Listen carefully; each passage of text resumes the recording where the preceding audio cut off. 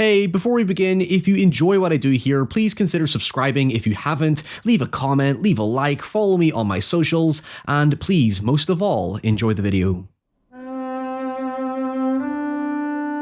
2023's French-Canadian psychological thriller La Chambre Rouge, translated as The Red Rooms, is the most disarmingly provocative film to ever embrace the horrors of true crime obsession. While the hysteria surrounding snuff films and the dark web have long been exaggerated and misinformed, Red Room's grounds are true crime-obsessed culture with a subtle verisimilitude that allows us to interrogate the moral effects it has on our relationship with sensationalism. Set in Montreal, Red Rooms tells the story of a cyber-savvy woman called Kellyanne who attends the trial of Ludovic Chevalier, who is accused of abducting, assaulting, torturing, and murdering 3 teenage girls and distributing videos of his obscenities on the dark web for profit. Now, to be clear out the gate, at no point do you see the contents of any of the 2 tapes uncovered by investigators, as writer-director Pascal Plante chooses to focus purely on the faces and reactions of those involved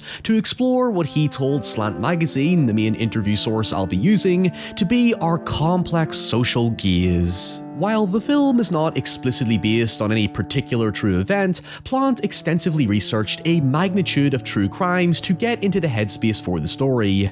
However, if you've read enough 4chan or Reddit like he did, my gut reaction was to loosely compare it to the depravities of Peter Sully, an Australian man who assaulted and tortured 75 children in the Philippines and sold his infamous Daisy's Destruction video on the dark web before he was eventually apprehended and imprisoned for life. Yet, in proving Plante's own thesis, Red Rooms is not about whether or not Ludovic actually committed the crimes, although an answer will be given, but instead the truth is secondary to how we introspectively perceive, react, and interpret what unfolds. Red Rooms can essentially be broken into 2 halves. The first focuses on the public perception or gaze of such horrors and our increasingly desensitized culture towards it, and the second focuses on the extremity to which obsession and morbid fascination can be dangerous if gone unchecked. Now, let's address the overthought elephant in the room here. Red Rooms will inevitably spark a bit of spicy debate surrounding true crime culture, and while I've acknowledged the moral quandary of the topic in the past, I'm not going to get on my high horse and act like true crime interest is inherently problematic in any way. Firstly, that would make me a complete hypocrite because not only do I listen to a fair bit of true crime myself, but I am literally making a video for profit on the very topic. And secondly, and perhaps arguably most importantly, I think it's reductive to the fact that informing yourself about how horrible the world and humanity can be can strengthen your moral resolve. In fact, being disturbed, disgusted, outraged, and saddened is oftentimes a necessary evil to remind you that you're still human, and as one lawyer in the film states, that you have a reasonable consciousness.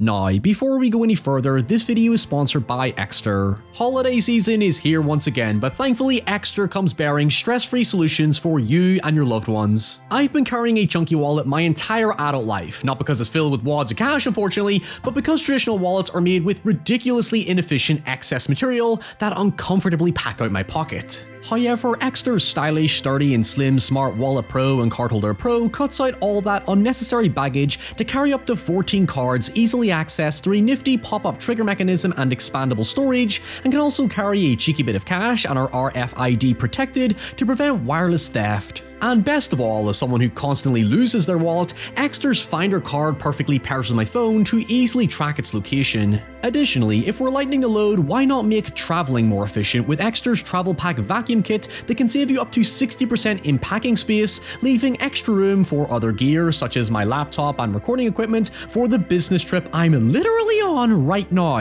Extra wallets come in a variety of colors and designs for him and her, and with a lifetime warranty, they make for a wonderful gift this holiday season. Extra's Black Friday sale is offering up to 54% off site-wide with an additional 10% off using my discount code RH10 at checkout, so simply scan the QR code on screen or click the link in the description box below to check out Extra today.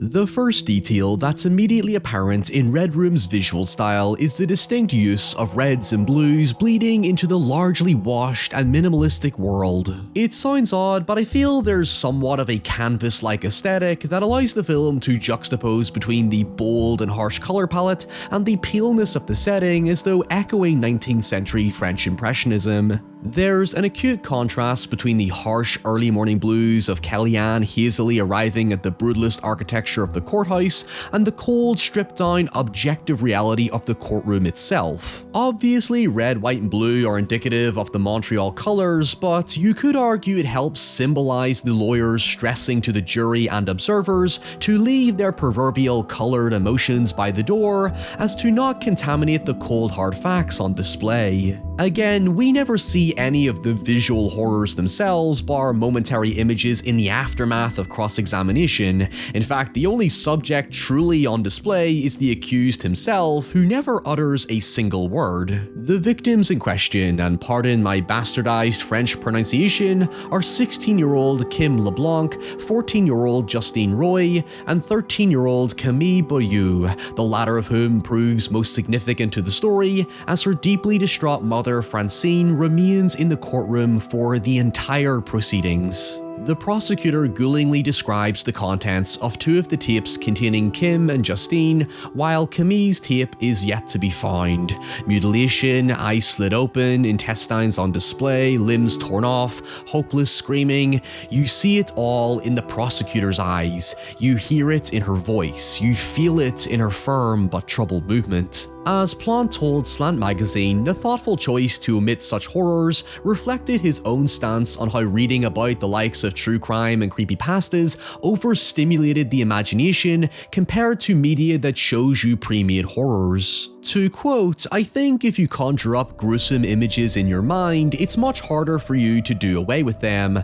Or in other words, if you create it, you have to live with it. Whereas with someone else's imagery, you have an easier time disassociating from it." This is a crucial detail that defines how Red Rooms delivers its story. Like Kellyanne, you are purely a spectator who latches on to these emotionally charged descriptions, whilst the film deliberately fizzles out your attention when introducing science, forensics, and technical lingo, because for the average person, what inherently engages us the most is simply the provocative detail. As Plante further explained to Slant magazine, this constantly shifting attention and interest serves to put us in Kellyanne's gaze and interpretation.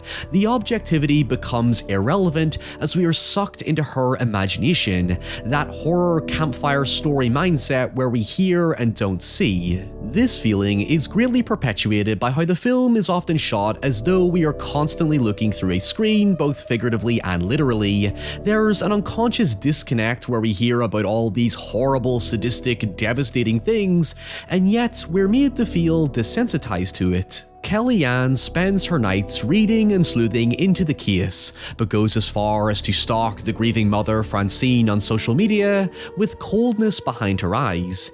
It's a pure indictment on how we consume such tragedy and macabre in our everyday lives.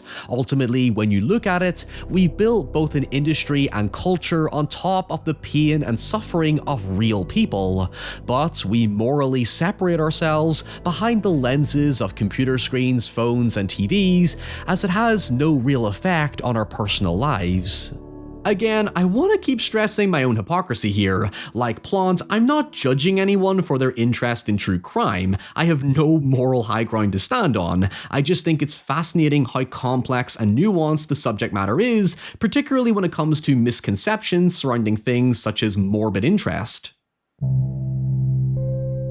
Perhaps the simplest moment to perfectly encapsulate that abstract disconnect is when a heartbreakingly innocent image of the youngest victim, Camille, lingers hauntingly on Kellyanne's computer screen before she just casually opens a new tab to a fucking yoga video, as though Camille wasn't a real person and just some fictional character in Kellyanne's true crime fantasy. Kellyanne even watches Francine describe how haunted she is by the suffering and screams of her own daughter, and yes, we can feel sad, we can feel angry, sympathy, and anguish, but like Kellyanne, we can just as quickly disconnect from it. As Plant expresses, if you're not mindful, overstimulation can numb you down. It's desensitization through overexposure. Now, while the film opens by making a point to highlight the distinct individual victims involved, inevitably, like all true crime, whether you like it or not,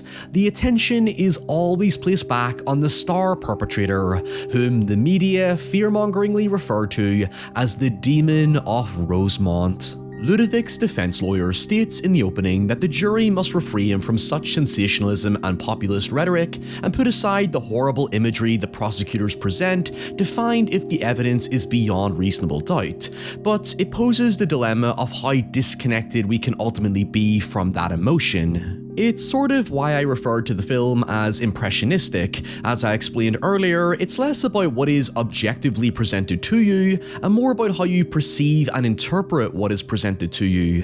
Fundamentally, the truth is always stained with emotion. Facts get buried under the baggage we throw on top of it. In fact, the defense lawyer infers to the very challenge of objectivity, as he says the trial is not about the quantity of facts, but rather the quality of facts. But quality in and of itself is subjective. It makes the film's binary use of red and blue more starkly meaningful. Nothing is ever black and white in the modern age of disinformation, despite how simple it should be. Hell, when a cyber analyst explains how the dark web works, he literally refers to the code as an onion and how all the layers need to be peeled away before you can get to the root cause of what you're looking for. But in this day and age, it's becoming increasingly impossible to do so. Framing this whole debate surrounding objectivity and subjectivity, fact and emotion through the eyes of Kellyanne works because of how emotionally vacant her character is throughout the film. As Plant states in multiple interviews, Kellyanne is an enigma, a complex puzzle with no easy answer, and who, in his words, being labelled as a sociopath would be an oversimplification. Interestingly, Plant actually describes Kellyanne in the first half as almost ghost-like. She reveals very little about herself and just blends seamlessly into the background, until she befriends one of Ludovic's defenders, Clementine, who has travelled from Quebec to support him. It's here where the film focuses on what IndieWire's Ryan Latenzo interprets as the parasocial realities that Plant agrees with. Both Kellyanne and Clementine represent the opposite spectrums of killer fandoms, with Clementine initially appearing as the unhealthy, obsessed one, akin to Ted Bundy supporters, and whose rationale for Ludovic's innocence is purely emotional infatuation, where she expresses the tenderness and sadness behind his eyes, but there's nothing objectively true about it. However, it soon becomes clear that Kellyanne is actually the unhealthier extreme. Plant sees her as a junkie constantly chasing a high that gets further and further out of reach, while Clementine starts to doubt her own beliefs as the trial progresses. Obviously, my perception on this changed retrospectively once I saw the entire film, but you could argue that at first, Kellyanne is rather a shallow person. It's not that she's one-dimensionally written, it's just that she never looks inwardly or reflects on her own obsession with the case. She simply lacks self-awareness. There is a notable arrogance to her. She clearly thinks very highly of herself and looks down on Clementine as inferior, which is perfectly conveyed in a voyeuristic distant long shot when they bump into each other on the street and establish their intimate bond. All we learn about Kellyanne at first is that she's a really good online poker player who side hustles as a model trying to turn professional, and also happens to be computer savvy enough to surf the dark web, invest in Bitcoin, and has even created her own self-learning AI, which she named Guinevere after King Arthur's wife,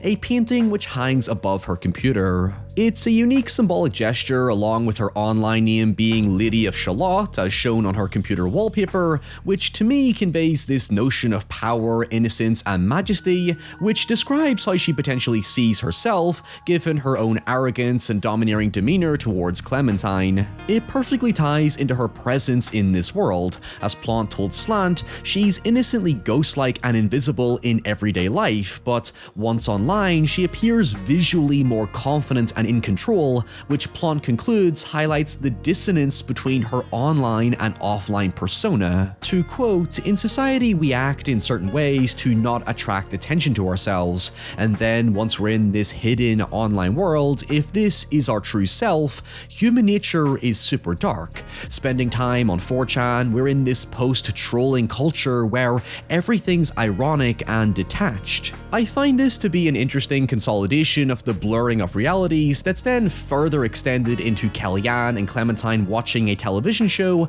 that jokes about the trial, again exposing how emotionally disconnected we are from real events that don't personally impact us. I don't know if it's as pointed as I'm making it out to be, but there's this one moment where one of the guests questions profiting from tragic events for profit and entertainment, but the brilliance of it is that it calls out that slacktivism where just because people like me show self-awareness to acknowledge our own complicity doesn't give us the moral high ground when we're still willingly platforming ourselves on the media circus. During this scene, Clementine calls in and stares at the TV as if the host is some heavenly being to pray your opinions to, accentuated further by the literal religious iconography on his shirt, and she scorns the show for being one-sided brainwashing misinformation. It's the first moment where her world begins to unravel, and it only extends into the next day at trial, where the public are ejected from the courtroom for the jury to examine the contents of the tapes, to which Kellyanne reveals that she herself has copies from the dark web. After tremendous hesitation, as though trying to protect Clementine's innocence, Kellyanne reluctantly decides to show her the tapes, and to Clementine's horror, they all but confirm in her eyes that Ludovic is in fact the killer, due to the masked man's movements and his colored eyes that are identical to Ludovic's. As Clementine confidently tells Kellyanne earlier in the film, the eyes do not lie, and so disillusioned by it all, she decides to go home, leaving Kellyanne to ferment further in her obsession to the point of stalking the youngest victim, Camille's mother Francine, inside her own home.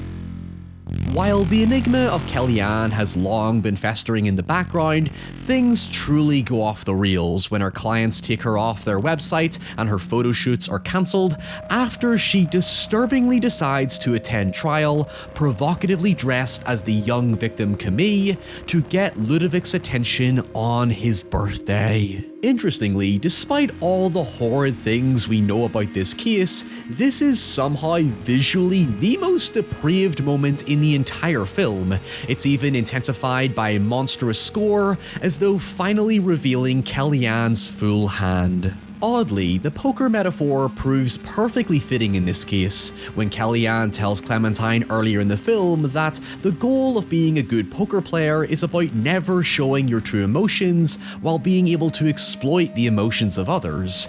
Kellyanne feeds off the reaction of everyone. She's still chasing that high, she gets off on emotional exploitation, and it's behavior that's subtly unearthed during her time with the more emotionally fragile Clementine. As I said earlier, it makes you reflect on her character in retrospect, and it all culminates in Kellyanne using her poker funds to enter a perverse and depravedly intense bidding war for Camille's missing murder tape entitled Sad Sad Night, which Kellyanne ultimately wins, resulting in her first ever true sincere instance of emotional catharsis.